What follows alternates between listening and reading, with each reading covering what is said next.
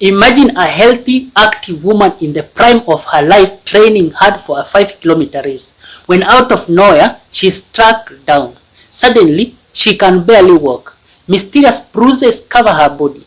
Doctors scramble, baffled by her rapidly worsening condition, and they send her for every test imaginable. But no one has answers. Now, here is the twist. The true cause, it's a disease ripped straight from the pages of ancient history, something we believed was wiped out forever. Stay tuned, because once you hear what happened to her, you'll never look at modern health the same way again. Hello, my name is Nicholas and I'm a pharmacy practitioner. I am very passionate about breaking down complex medical stories into simple, fascinating lessons that anyone can understand. If you love learning about real-world cases, mysteries of the human body, and tips to stay healthy, you are definitely in the right place. So, before we dive deeper, make sure to hit that subscribe button, give this video a thumbs up, and tap the notification bell so you never miss out on any of my future uploads. Alright, let us jump right in. Meet Jennifer. She's a healthy, active 54-year-old woman training hard for an upcoming 5-kilometer run. But over a few months, she started feeling unusually tired and noticed some nagging knee pain. At first, she blamed the running. Logical, right? She tried cutting back, stretched more, but the pain didn't just stick around, it got worse. Soon, the discomfort spread from her knees down into her shins and calves. Then, something even stranger happened. She noticed bruises forming on the back of her legs without remembering any injuries. Tiny red spots also began appearing on her skin. They were not itchy or painful, so she brushed them off, hoping they'd disappear on their own, but they didn't.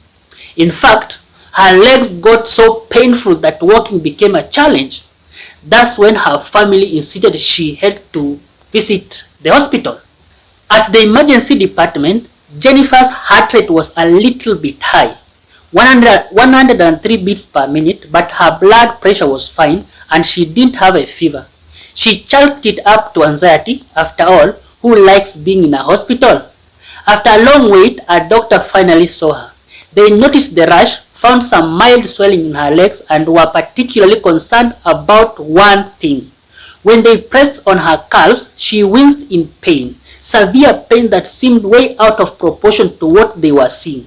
Now, whenever a doctor sees swollen, painful legs, their first thought is a blood clot, because if a clot breaks off and travels to the lungs, it can be deadly. Jennifer immediately went for an ultrasound, but guess what? It was normal, no clot. Next up, X-rays, maybe a fracture, an infection, a tumor, again nothing. Her bones and joints looked fine, although the X-ray did show some fluid build-up, that is edema, in her legs. Now, here is where things get even tricky. Usually, when we see swelling like this, we think of heart, liver, or kidney problems. But Jennifer's test didn't fit those patterns. Plus, her level of pain was way more extreme than what the doctors saw, okay? On her MRI scans, doctors spotted some abnormal fluid buildup in both the skin and the deep fascia. That is the connective tissue under the skin. This suggests inflammation, but what was causing it? Could it be cancer, a hidden tumor? A full body CT scan ruled that out. Was it a muscle infection, an autoimmune condition? Nothing obvious yet. They ran an EMG test, that is a test measuring muscle electrical activity, thinking maybe muscle infection was the culprit, but shockingly, that came back normal too. At this point, Jennifer was in serious pain and no clear answers were emerging. So, the team took a step back and started connecting dots elsewhere, like her anemia. When she first arrived, her hemoglobin was low, 96. 3 days later, it had dropped even further to 73. That's a significant loss of red blood cells in a very short time. Normally, anemia clues you into two possibilities. 1, blood loss. 2, red blood cell destruction, normally called hemolysis. Blood tests rule out hemolysis, so that left hidden blood loss. But where was the bleeding? They took another look at her rash, the tiny red dot called petechiae, which are the tiny blood vessels that leak under the skin. It was now clear her body was bleeding, just not in the usual obvious ways. Was it a clotting problem or a weak blood vessel? Well, her platelets were high, not low, and her clotting tests, kidneys and liver were all normal. No signs of connective tissue diseases either. To dig deeper, doctors performed a skin biopsy, but the results would take days and Jennifer could not wait that long. Her blood levels were dropping very fast. At this critical point, one of her doctors noticed something small but important. It was lunchtime and Jennifer had not touched most of her food. When they asked her about it, she revealed something crucial. Over the last 2 years, worried about food intolerance and allergies, she had cut out almost all fruits and vegetables from her diet and had not replaced them with supplements. And suddenly, everything clicked. All the symptoms, that is fatigue, bruises, joint pain, rash, and anemia, could be explained by a diagnosis straight out of pirate law: scurvy.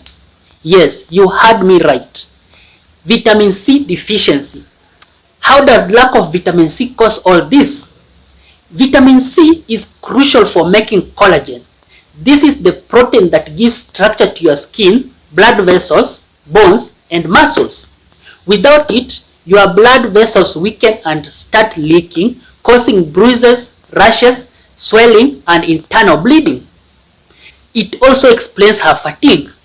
Vitamin C helps make L-carnitine, which is vital for energy production, and it also helps in making norepinephrine, a key stress hormone. Without it, the body struggles to create enough energy. Looking back at her MRI, the inflammation and fluid buildup in her legs made perfect sense. Her tissues were literally falling apart without proper collagen support. And her plummeting hemoglobin? Internal bleeding occurs through weakened blood vessels. Finally, a simple blood test confirmed the suspicion. Her vitamin C levels were so low that the lab could not even measure it properly. It just read less than 10, then scurvy. In modern day, active woman suffering from scurvy.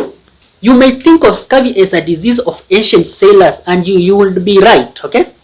It has been known for thousands of years. The Egyptians described it 3,000 years ago, and during the 1500s, scurvy killed millions of sailors. Sir James Lind eventually proved citrus fruits could cure it, conducting what's now considered as the world's first clinical trial. Shockingly, scurvy is not just a thing of the past. Recent studies suggest that 5% of Americans and 18% of smokers have dangerously low vitamin C levels. Thus, millions of people at risk today. You don't need much of vitamin C. All you need is 75 milligrams per day for women and 90 milligrams per day for men, and add 35 milligrams per day more on the above quantities if you smoke, okay? And it is easy to get. Just a quarter of a red bell pepper or 1 orange will do the trick. Just be mindful. Vitamin C breaks down with high heat and boiling, so steaming or microwaving veggies is better, okay? Just a quick warning. If you have conditions like kidney stones or iron overload disorders, be careful with supplements. Always check with your doctor first, okay? So what happened to Jennifer? After starting vitamin C supplements, Jennifer improved dramatically. Within 24 hours, she had more energy, and within 48 hours, the bruising started healing. Over the next few months, her body rebuilt strong collagen and her symptoms completely resolved. Pretty amazing, right? Who would have thought that a simple vitamin deficiency could cause so much damage? If this story surprised you, let me know in the comments below. And remember, sometimes the key to a major mystery is hiding in the most basic building blocks of your health. Okay? Stay safe and see you in the next video. Bye.